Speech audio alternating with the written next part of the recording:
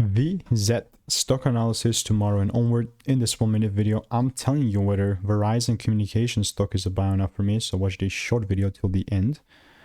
3% down for Friday. More so interested about the previous whole week performance, which was 4.4. And just observing this, it doesn't look that bad, honestly. Like, I am curious about my previous ideas. Yes.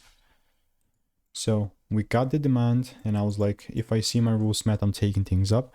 And it's still the exact same thing. Like, we can argue that maybe the highs kind of got delivered, but it really didn't. So as I'm looking at this demand area, this is exactly like what I'm waiting for. It's a perfect timing because it's exactly that. It's a demand zone. But the only thing that I'm interested in is a proper double break. If I have the double break, phenomenal. If I don't, then it's also cool. I would just not trade this. You know? That's my 2 cents. It's obviously not financial advice, and it's just my opinion and my personal objective, subjective opinion. Waiting for rules. And if you want to make more money trading in a simple and lean way, click the first link in the description. It's a free newsletter.